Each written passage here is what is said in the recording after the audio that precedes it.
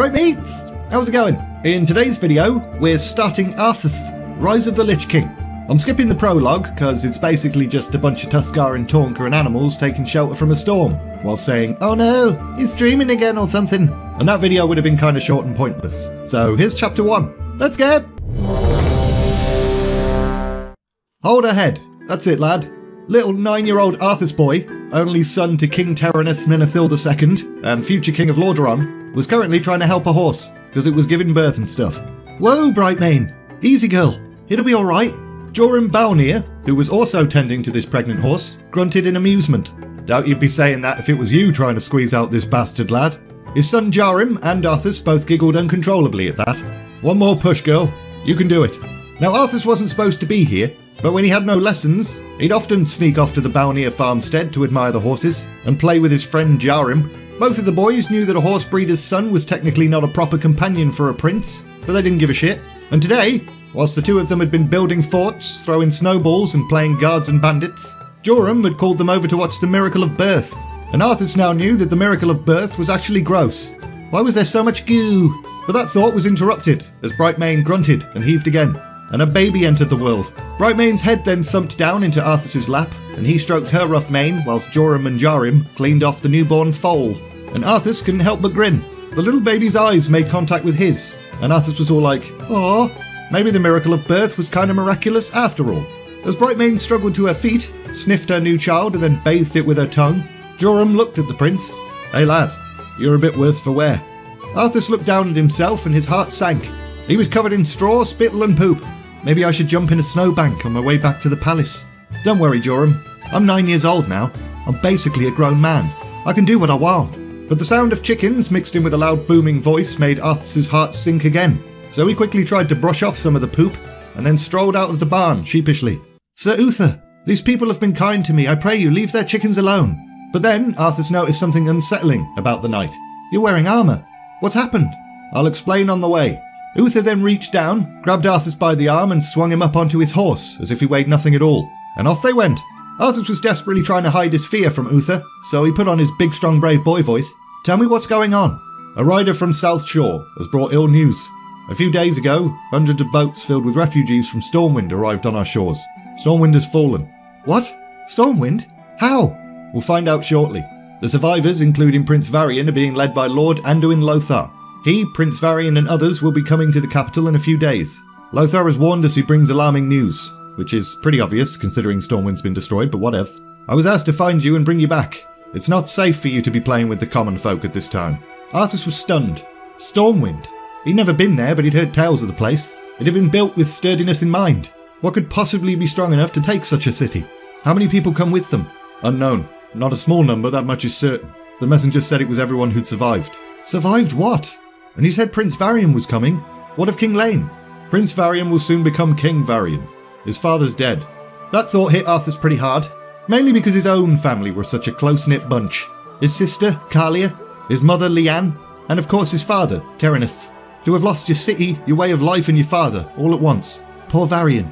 Aye, he's probably having a bit of a shit time at the moment. A few days later, Arthas was standing on the city's ramparts, keeping a guard named Falric company and handing him a mug of tea. Once again, a slightly weird thing for a prince to do, but Arthas knew that no one was ever punished for talking to him. Falric smiled gratefully and bowed, and then started drinking his tea, and Arthas looked out over the castle walls. He could see the rolling hills of Tirisfal, and the road that led through Silverpine Forest to South Shore. The road that Anduin Lothar, the Mage Khadgar and Prince Varian would be travelling. Any sign of them? Nay, your highness. Could be today, could be tomorrow, day after. If you're hoping to catch a glimpse of them, you might be waiting a while. Better than lessons. Well, sire, you'd know that better than I would. As the guard finished his tea, Arthas looked back down the road for the millionth time. This had been exciting at first, but now it was just boring. Maybe he could sneak off and find out how Brightmane's foal was. Falric was right. Lothar and Varian were probably still days away, and nope, there they are. They're coming! Sharp eyes, Prince Arthas. Marwyn, go tell the king that Lothar and Varian will be here within the hour. Okie dokie. I'll do it. I'll go. Marwyn then watched as the boy rushed off and looked back to his superior officer. I guess he'll do it then. Arthas rushed down the steps, almost slipping on the ice. He then raced through the courtyard and skid to a halt as he approached the throne room. This was so bloody exciting, but the prince then remembered to compose himself. His father was meeting with the populace today to listen to their concerns. so Arthas couldn't just burst in there and be like, "Daddy! Daddy!" So he took a deep breath and then entered. And there was his daddy, King Terenas II, probably wishing he had a better in-game model and wasn't so damn ugly. And for a moment, Arthas couldn't help but just stare at him. Varian's father was now dead, and Arthas felt a lump rise in his throat at the thought of his own dad's demise. The king must have noticed his son's intense staring, because he glanced over and flashed a smile before returning his attention to a petitioner. "Pardon the interruption, father. They're coming. I saw them. They should be here within the hour." "Thank you, my son." The others assembled in the throne room all looked at each other. Most of them knew exactly who Arthas meant when he said, "They're coming." So they all started to move as if to end the meeting, but the king raised a hand. "Nay, they will arrive when they do, and not a moment before. So in the meantime, let's carry on, shall we?" Arthas looked at his father with pride. This was why the people loved King Terenas so much. He cared deeply about them. "Should I ride out to meet them, father?" "No. I think it's best if you don't attend this meeting at all." "You what, mate? I'm 9 years old." This was an outrage. Something terrible had happened to an important ally, and a boy not much older than Arthas had been rendered fatherless. Why was he not being allowed to attend? But the young prince bit his tongue. It wasn't wise to argue with his father in front of all these people, even if he was being a bit of a dick. So he took a deep breath, bowed, and left. Didn't matter anyway, because he had a plan. About an hour later, Arthas had hidden himself in one of the many balconies that overlooked the throne room. He was still small enough that he could hide under the seats and avoid detection. Now all he had to do was wait for this meeting to start. "Your Majesty, I'm Anduin Lothar, a Knight of Stormwind." Finally, the one-time champion of Stormwind, Lord Lothar, had arrived. Arthas peered out and saw that Lothar was every inch the warrior his reputation suggested, and next to him was an old man in violet robes, and a boy who could only be Prince Varian Wrynn. The boy looked exhausted, alone and frightened. Arthas then watched and listened closely as the gathered men discussed creatures called orcs that had somehow infested Azeroth.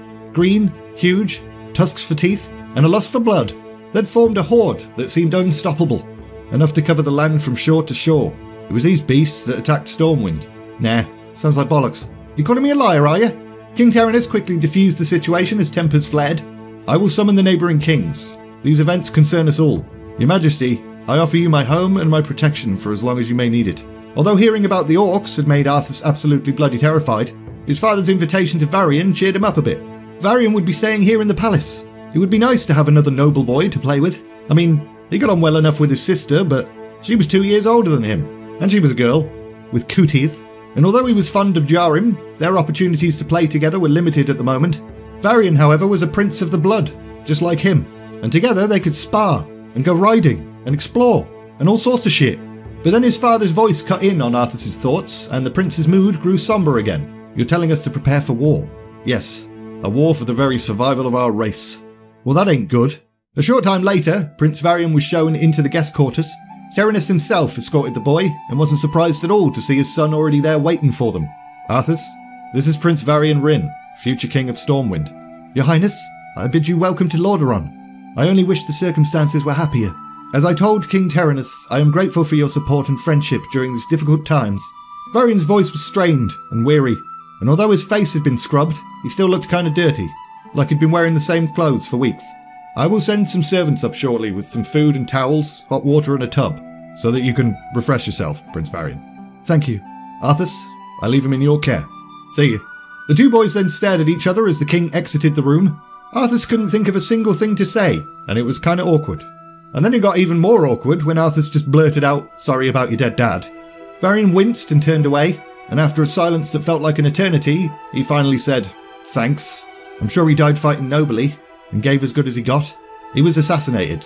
A trusted friend managed to get him to speak to her alone, and then she killed him.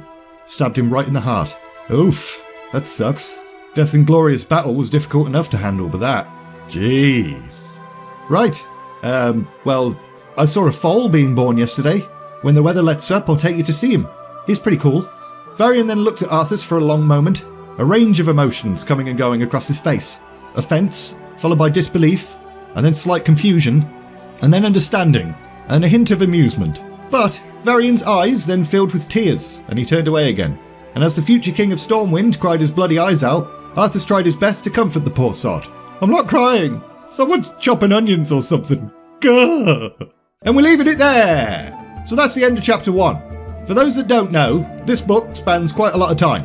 It's not just about little 9-year-old Arthas boy all the way through. Plus, it adds a buttload of depth to quite a few characters in the world that is Warcraft.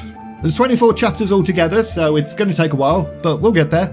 As usual, link in the description if you're interested in buying the book. Also, there's links to my Discord server and my Patreon page too. If you enjoyed this video, like, subscribe, all of that bollocks. And all that's left to say is, thanks for watching, and see ya!